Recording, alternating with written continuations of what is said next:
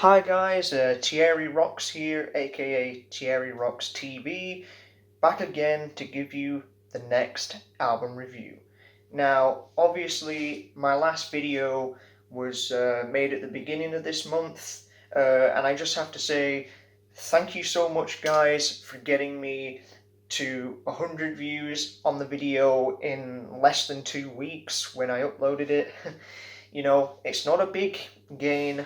It's not a big increase, but it's a big increase to me because I have a lot of videos that haven't even cracked 100 views, and the ones that did break 100 views, I mean, I've had ones that got 1,000 that were mostly just re-uploads, but the ones that did get 100 took about, a couple months, maybe half a year to get that.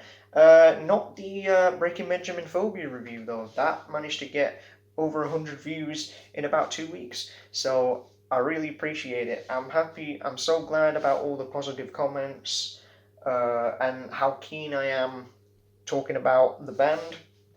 So why don't I continue Breaking Benjamin, like I said? So today we are going to review their fourth studio album, Dear Agony. Now, this one is going to be a special one. Before I actually start the review and all the little details, I have to point some things out. So, usually, I'm actually going to be moving out of this flat in a couple of days, guys. But notice how I'm recording it at about 8 o'clock at night, and instead of natural light, the ceiling lights. I've done that for a reason.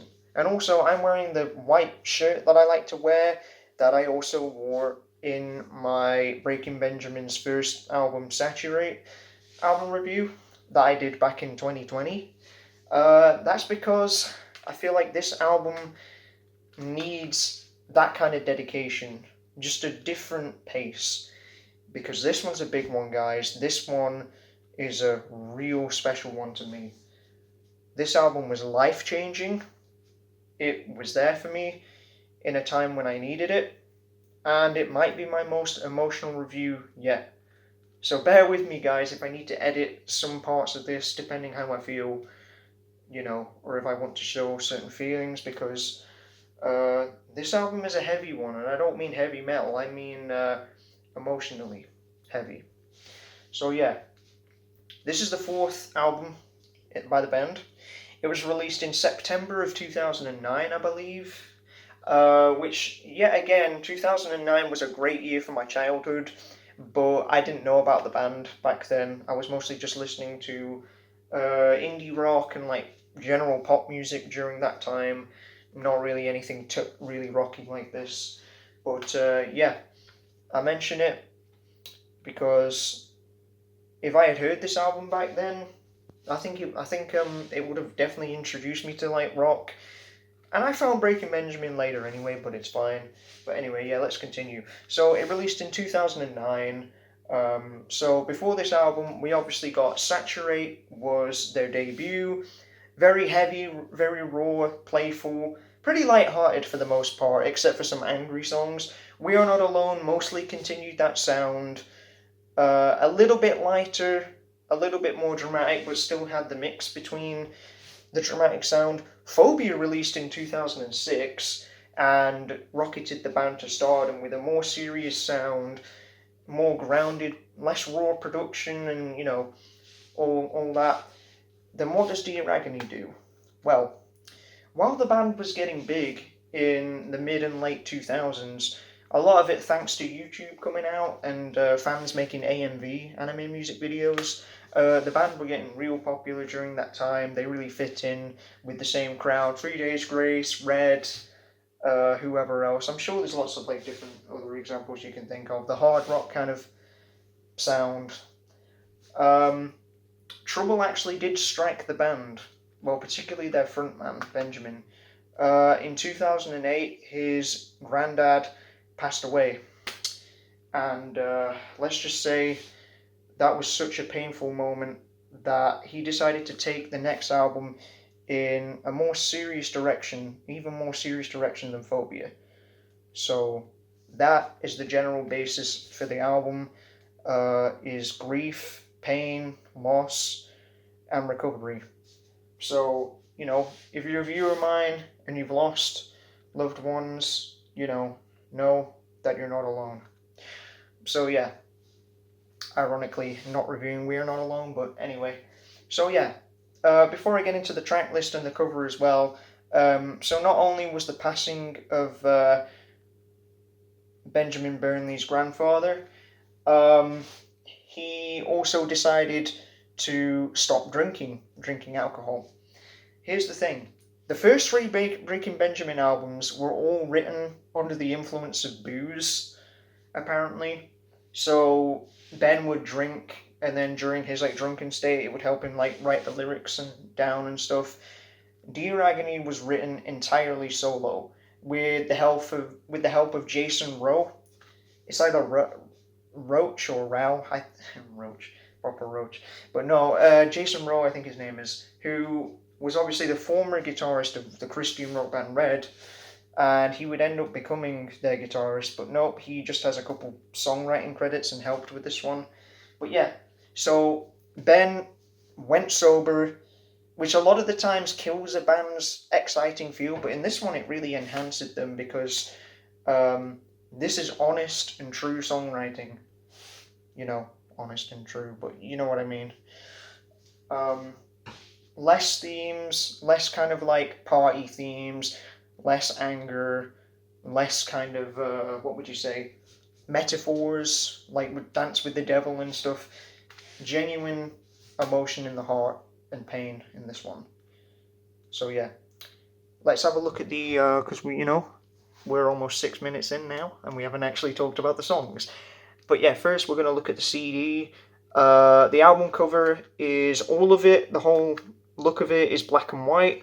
And this is a brain scan. It's an MRI scan, I think it's called, of a brain, the bottom of a brain. And this is actually Ben's brain itself. So you can see the bottom of it. The Breaking Benjamin symbol is kind of hidden in there. Dear Agony. The back of it has the upper part of the brain and kind of the little things on the computer that they have. And it continues as well. The side of the brain hemispheres and even the disc has the brain on it. I think underneath the CD as well, there's more kind of medical kind of imagery there. So you kind of get the point of it. It's the human consciousness in the brain. This one's going to be something different just by the look of it, just compared to all the rest. So yeah, let's head into it. I've talked about a bit of the concept, so just a warning before I start it. These songs are very heavy compared to any of their other stuff. A lot of these might trigger some depressing feelings or bad memories. So, I like to make my videos enjoyable for people, but if you can't cope with that, yeah, maybe skip this one, but I'm going to be as delicate as possible while still appreciating the band's music. So yeah, Dear Agony, let's start it. Track number 1, Fade Away. Now, already from the opening track, the first lyrics on the album are, I'm cold and broken. That's literally the first line on the whole thing. It kind of gets you to know what it's going to be about. But this song is still very heavy. It's got a very sort of, I don't know what you would call it. I think it actually kind of sounds like Middle Eastern kind of instruments, even though it's guitar,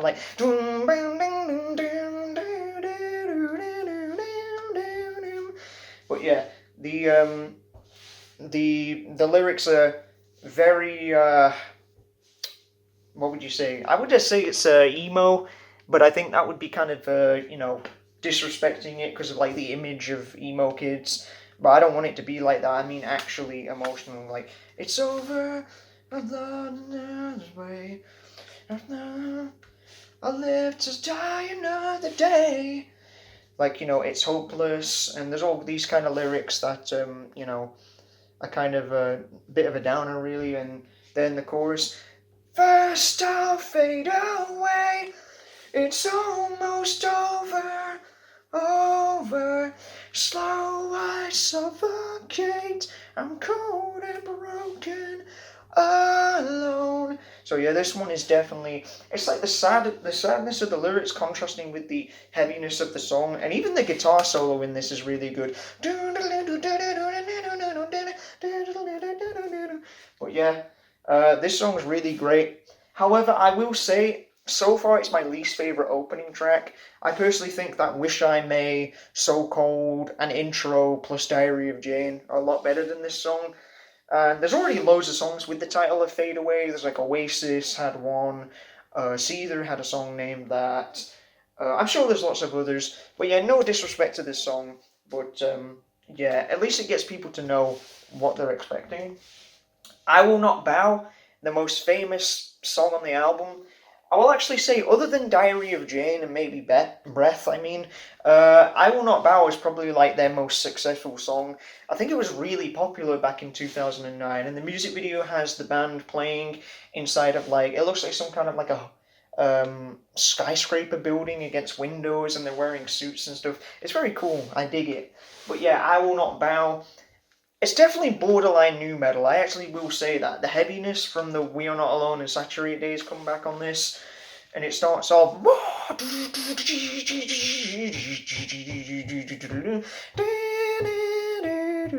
I like the mix of heavy riffage, then into the kind of like gentle melodies again. And the guitars in the verses sound very industrial rock or industrial metal, like very digital sounding. Now the dark begins to rise. Safe to say it's far from over. Yeah, the verses are just fantastic. I don't wanna change the world. I just wanna keep it colder. And then the pre-chorus is all is lost within, and I'm not giving in. Very gentle, and then the chorus, I will not bow, I will not break, I will shut the world away. Yeah, this song, it's definitely it's the least depressing song on the album, so I can see why it's the lead single. It's definitely the most optimistic sounding song, more like a song that the crowd would like, jump to and get really into. The song is actually quite the opposite. It's very like hopeful sounding. I will not bow, I will not break. It's about not giving up, but there is like I have lost the will to change. So it just kind of make you think what it's about. And then the middle of the song goes into like I said, a bit of like a breakdown. Kind of gives new metal vibes.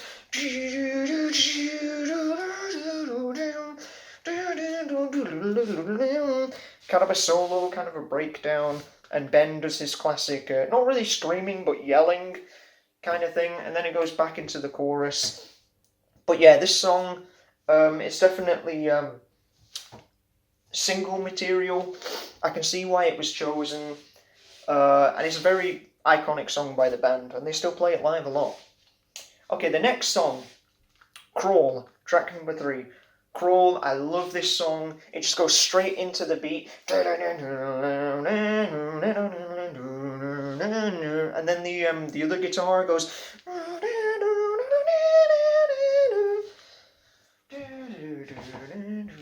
And then the verses, I have nothing less, I am holding on, keep holding on. But yeah, the verses are just so powerful in this one. And then the chorus, live, fight, crawl back inside, and I won't live your weak, wicked lies. You hold me and I won't step behind. It's just, it's just so full of emotions. Because it's like, I don't know what it is, but the guitars, they go into this kind of like light melodic playing. Like you can hear that kind of like melody quietly in the mix, but it just gives me like goosebumps. And then the middle of the song goes into like another kind of like heavy section. I'm becoming a monster just like you, with Ben's signature in the background. I really dig that. But yeah, the lyrics, they do very much paint a picture, falling forever, chasing dreams, try to bring you to life, but I think it's, try to bring you to life, but I can hear you scream. Oh yeah, so I can hear you scream. But yeah, when I hear this song, Ironically, I actually picture like the pictures that are inside of the manual, which are like the band standing inside of like an industrial looking factory, kind of looking thing, like a dark factory or warehouse. I really dig it. But yeah, I think this song should have been a single. It should have had a music video. It just has that vibe. But yeah, I love this one because once the song, because this is like right when my emotions start moving and I'm starting to get the goosebumps when I hear this album, when I revisit it sometimes. But yeah, the song ends, I'm one step behind, and there's like a drum roll and then silence. Drum beat, I mean. So yeah, that's Crawl. One of my favourite songs on the album. I love it. I listen to it a lot, actually. Then track number 4. We should keep a counter or something. So, Tears, number 1 on the counter when I listen to this album. Give me a sign. Oh man, this song. Just the beginning of it just makes the waterworks start coming, you know.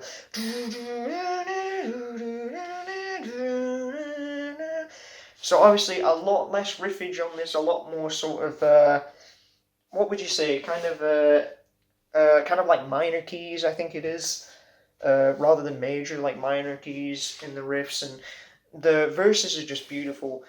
Dead stars shine, light of the sky, is anyone there? Does anybody care?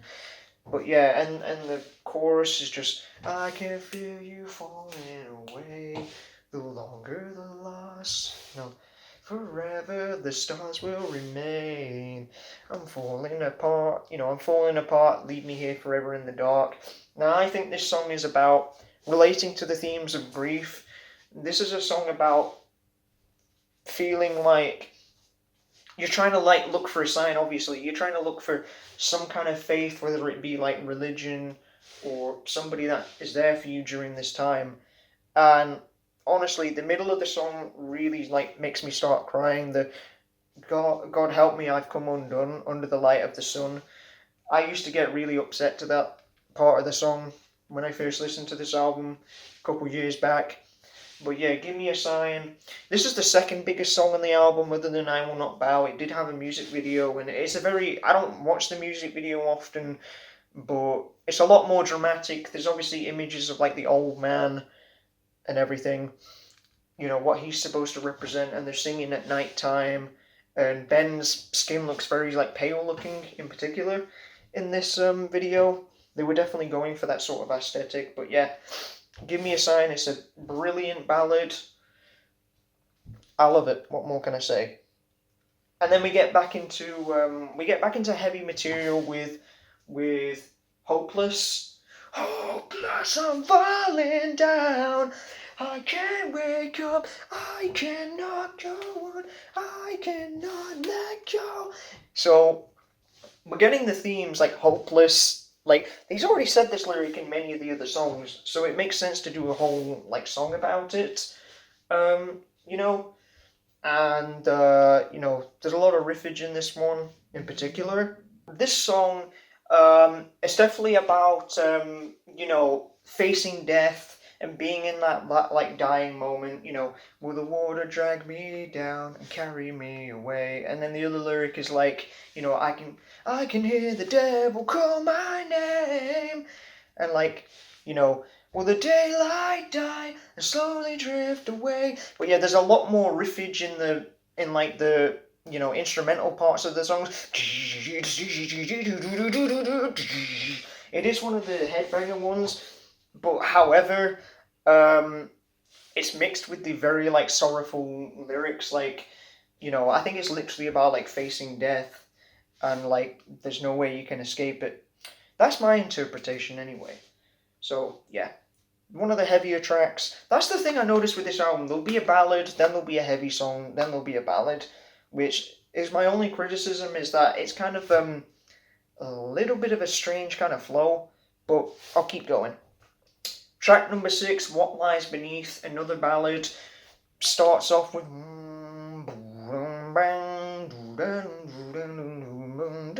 then hold it in, say goodbye to this world all alone. Then the drums kick in again. You know, the lyrics, you're no good, you don't cry like you should, you know, and that, it's definitely builds to like the chorus. Your cold jaded eyes, so you turn the tide on me, 'cause you're so unkind. Yeah, the melodies are very like, they'll go like, they'll like rise and then go down. And Ben does his like signature yell, you will always be here for the rest of my life. Like that kind of thing. But yeah, this song is very emotional. I wouldn't say this song makes me cry, but it is very sort of heavy in the heart. This song makes me think of like, what lies beneath someone's exterior, someone's beauty is utter horror and just like venom underneath it. When you find out what you thought was your friend or someone you loved is awful. And that's like the middle of the song. Carry me under, you're the devil in disguise. You're the one I left behind. That's what this song is about. It's a really beautiful song, but the end of the song in particular makes my spine tingle, because leading into the next one, and just the guitar fade into just silence. Yeah. Leading into the What Lies Beneath is great. But yeah, that leads into track number 7, Anthem of the Angels. Now guys, this is probably in maybe the top 5 or how many it is songs I can't listen to without crying. So yeah, this is maybe about tier number 3 or something like that in the overall listening, maybe 3 or 4. 2 or 3, I mean. But yeah, Anthem of the Angels is almost like a sequel to Give Me a Sign. So Give Me a Sign is like a ballad about trying to find hope in the world, trying to grasp onto anything you can to feel okay. Anthem of the Angels is the aftermath to that feeling, the worst circumstance, death of a loved one. Now, this song, I personally think it's more painful than any kind of a breakup with a lover, and that is losing somebody you love, like a family member. So, yeah. And obviously Ben wrote this song about his grandfather, and the lyrics are just, they very much paint a picture. White walls surround us, no light will ever touch your face again. Rain taps the windows, days go on forever, and I cannot leave your side. We'll chase the dark together. If you go, then so will I. And notice how on this one I'm not singing the melodies of this one, because it's a bit too much for me, guys. So I'm just going to read the lyrics. There is nothing left of you, I can see it in your eyes. Sing the Anthem of the Angels and say your last goodbyes. I forgot to mention as well the absolutely gorgeous string arrangement in the background just really complements this song super well, and is another reason why it gets me going. But yeah, and there's lyrics as well, like I keep holding on to you and I can't bring you back to life. That lyric in particular just, yeah. But yeah, and the middle of the song, the melodies go into, and Ben repeats over and over again, you are dead alive. I'm not exactly sure what this bit means, or if it's a bit on the nose, but I think it's like straight up saying they're gone, you've lost them, they flatlined. But you can't accept it. And of course Ben, I can see it in your eyes. Like he changes, that's what I like about Breaking Benjamin. There's a lot of like key changes and stuff.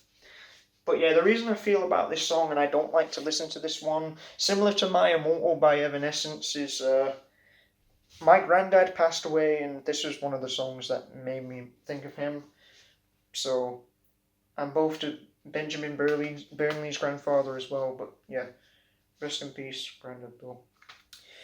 Anthem of the Angels. Yeah, I'm gonna move on now. Lights Out. We get back into the heavy stuff again. After the lights go out on you, after your worthless life is through, I can't afford to care. I can't afford to care. But yeah, this one's like another heavy song again. Actually heavy this time. Riffage. Also, according to like Wikipedia, this song actually was a single released in 2010, so a year after the album came out. I don't know if it like got as much like radio play as the other songs though. I don't even think it got a music video. Now that really surprised me when I found out because I thought that Crawl was like the third single, but hey, I guess that's just my misremembering or something. I think I get some of the riffs mixed up, but yeah, you know, some are not worth saving. I will suck you dry again. I love that one.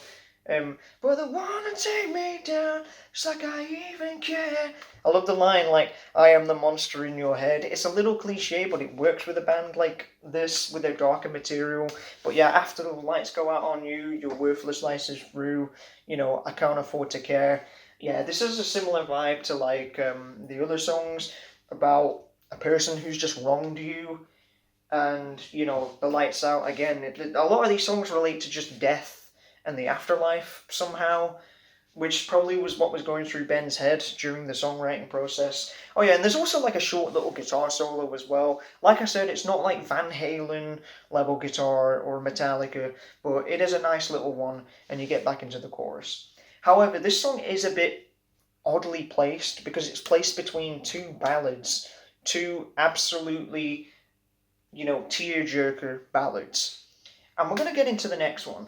The title track, Dear Agony, which to a lot of people is actually their choice of the saddest song on the album. I don't think it is, but Anthem of the Angels easily takes that and give me a sign. But Dear Agony, it's another ballad, starts off ding, ding, ding,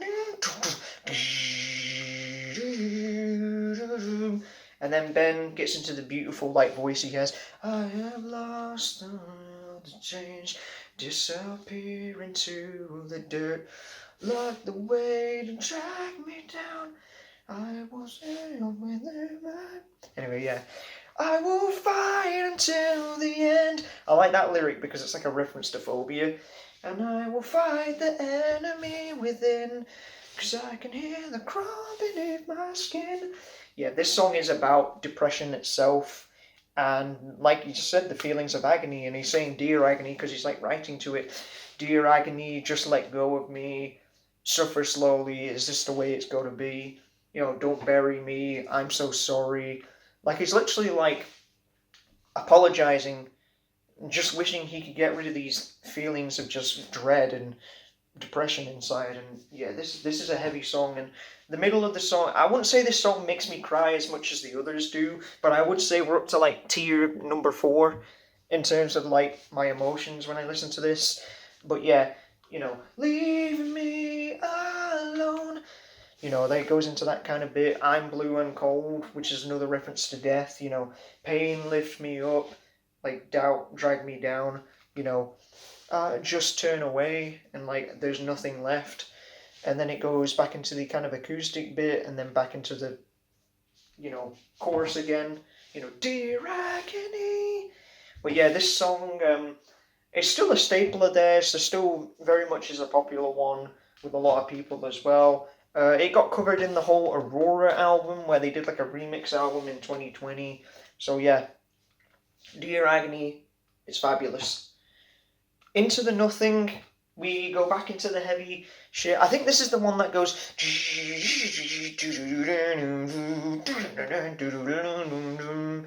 See me from the inside, I am lost in nothing.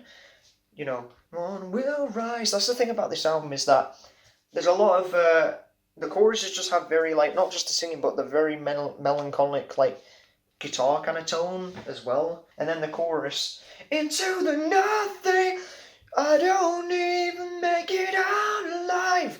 I'm really sorry if I butcher some of these lyrics, but a lot of them are from memory, so you kind of get what it is. But yeah, this song is like, I'm not joking. This the middle section of the song, even though it's a heavier one, the middle section does make me tear a little, cry a little bit, and it's the bit in the middle of the song where it goes, I'll make it through tonight. If you leave, then I will follow.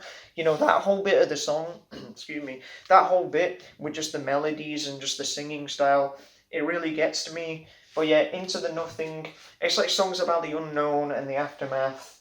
Very much a concept album about that kind of thing. And then the song ends very beautifully. And fades again. And the final track on the album, yeah, this one doesn't have an intro and an outro or anything or any hidden tracks. It just ends Without You. Oh boy, this song. So I told you that Anthem of the Angels got me through the passing of a loved one, and it also got me through my dog when he passed away after 15 years. This song just makes me in general think of a breakup I had. Not a very nice partner of mine. But I'm not going to get into that. But this song was just so touched the soul. I really needed it. The song just jumped straight into it.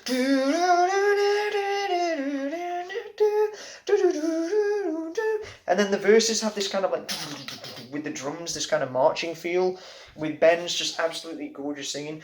Search for the answers I knew all along. I lost myself. We all fall down. Yeah, this song is about. It's a perfect ending track because it's like a summary of the whole thing. Despite the pain, loss of life, loss of those that died, you never give up and you've got to triumph because that's the human will.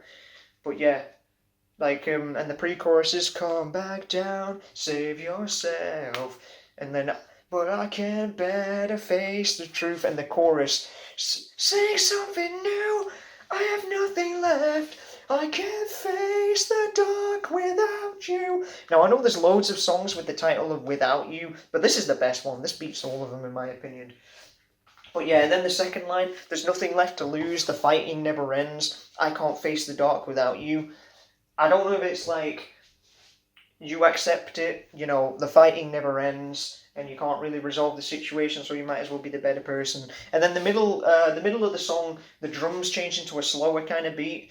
I wanted to forget, I'm trying to forget. You know, don't leave me here again. I'll forgive you, forget you. And then like the drumming continues, then it goes back into the faster pace. And we get like the final chorus, I forgive you, forget you, the end. And it says that bit twice. I forgive you, forget you, the end. And that perfectly makes sense. Like the first lyric on the album is I'm cold and broken. The last line is I forgive you, forget you, the end. You're done, you've accepted it, you can move on. And this song just resonated me so much when I was going through a lot of angst and pain. But that's not all. The song ends similar to Shallow Bay from Saturate. I know Forever came after that song, but Saturate ended with a orchestra kind of sound. You know, how did it go? I think it was like a... It sounded very dramatic and triumphant, which kind of fit the happy theme of the album, like the badass theme. The orchestra on Without You goes...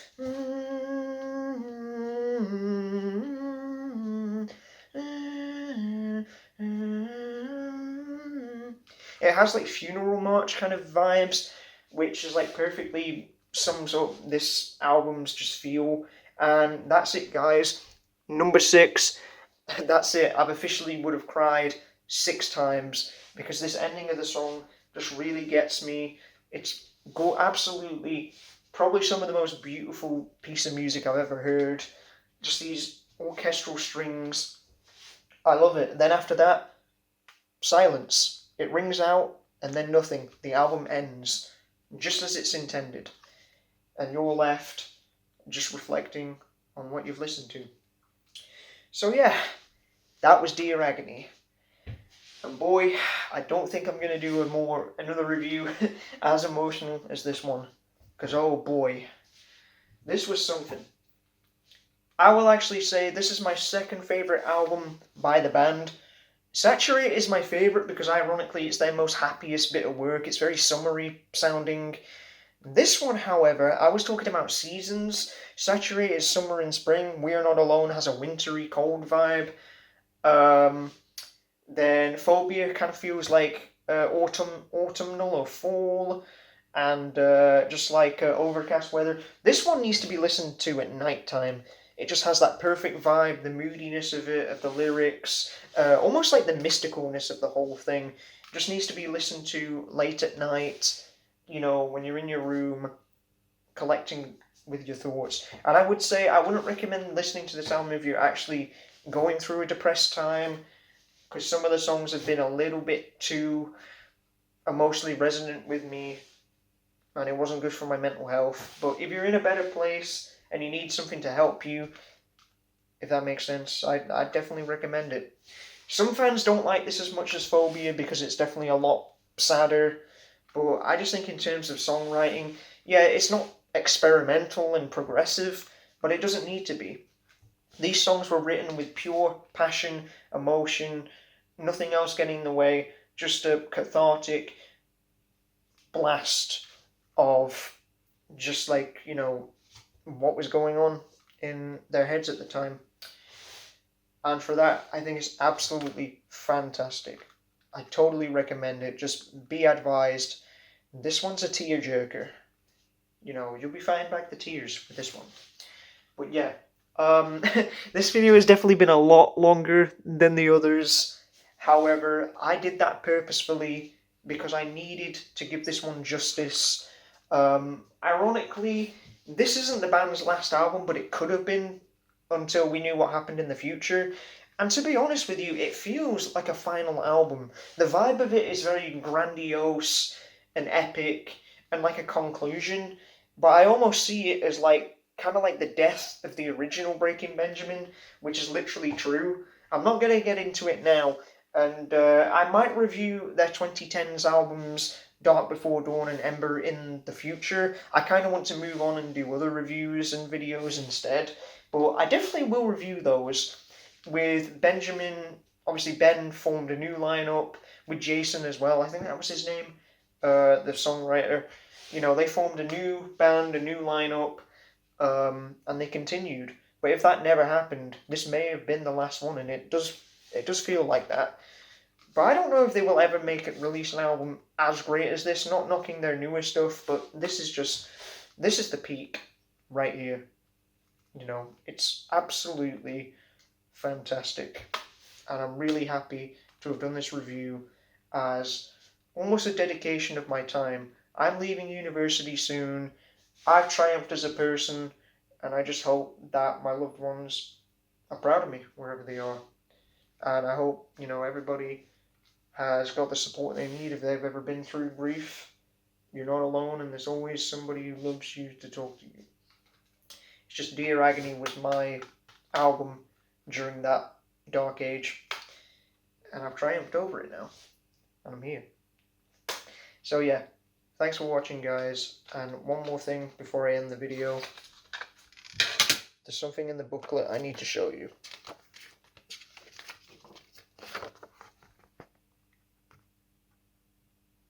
Rest in peace. Thanks for watching, guys. See you in the next video. Thierry Rocks, out.